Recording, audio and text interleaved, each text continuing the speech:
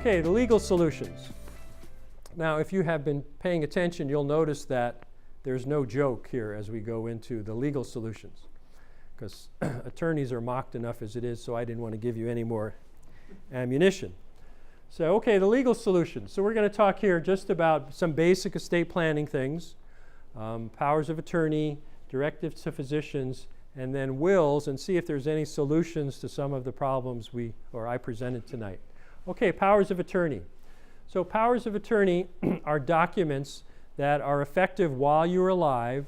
They become ineffective when you die. And in the document, you're naming some people or persons who can step up and assist you with either financial matters or medical matters, decisions. Okay?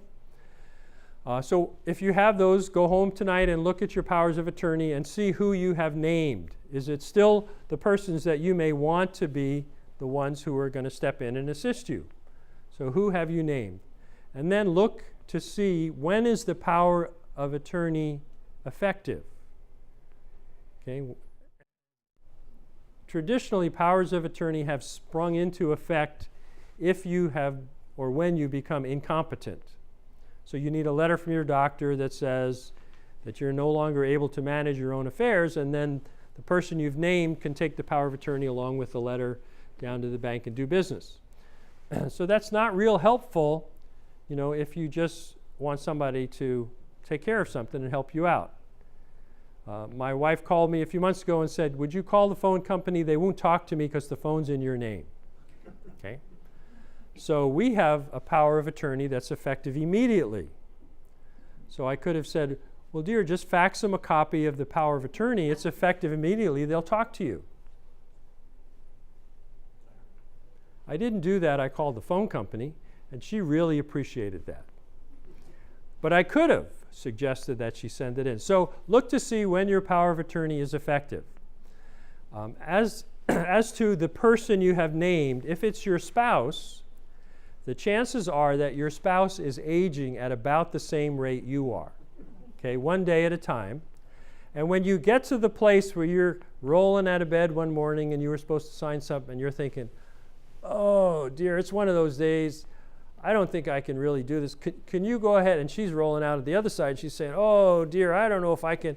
And so you're looking at each other hoping the other person is going to take the power of attorney down to wherever and sign off for you.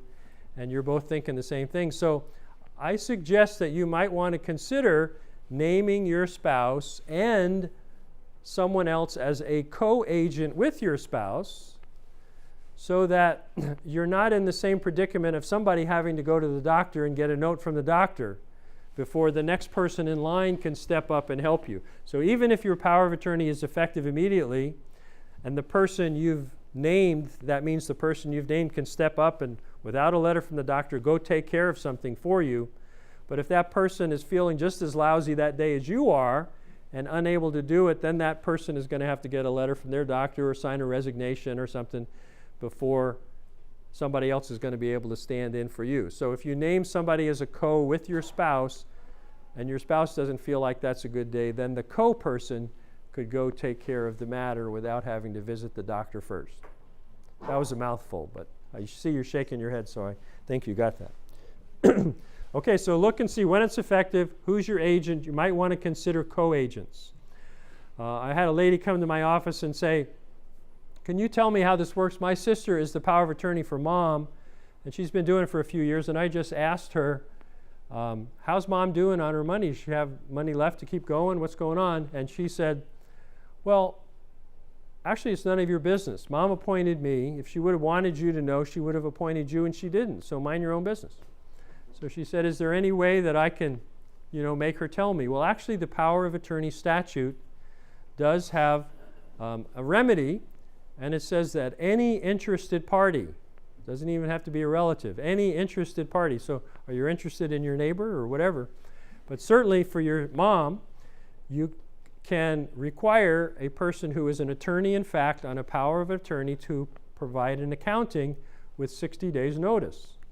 So I said, well, write your sister a letter, tell her you're giving her notice according to this RCW, and that she's got 60 days to provide you with an accounting. Send the letter, certified mail, return receipt, and come back and see me on the 61st day, and if you haven't gotten the accounting, we'll go down to court, and the judge will order her to produce an accounting. And then when she doesn't do it for the judge, who knows, the judge might appoint you as the new power of attorney.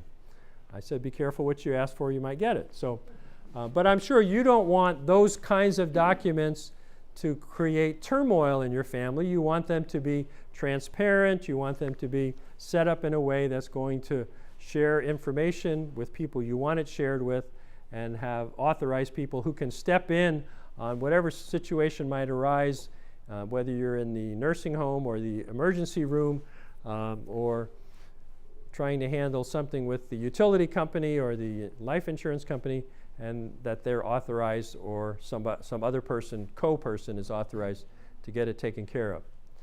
And that should be true with your medical power of attorney as well. You want somebody who can call the doctor, have your records sent somewhere, get a second opinion without you having to deal with it. If you got things like that going on, you don't feel good. So you want somebody to be able to take care of those things that are authorized to do that. And then the directive to physicians, or physician's directive. That's the document that says what kind of life support you would want if you were dying and you couldn't communicate. And so it should have listed on there the kinds of treatment that you would want, whether you would want a feeding tube, yes or no, or you would want IV or pain medication, or under those circumstances, would you want, if your heart stopped, somebody to do CPR or not? Would you want to be on a respirator? So we had the lady who wanted the Hawaiian pizza test. I said, it's your directive, you can have whatever you want. She wanted the Hawaiian pizza test. She said, if I'm lying there and I'm unresponsive, and you wave a warm slice of Hawaiian pizza under my nose, and there's no reaction, pull the plug, life isn't worth living, she said. So we can do the Hawaiian pizza test. I had a lady want me to put that she be buried with a cell phone, a candy bar, and a flashlight. I said, really?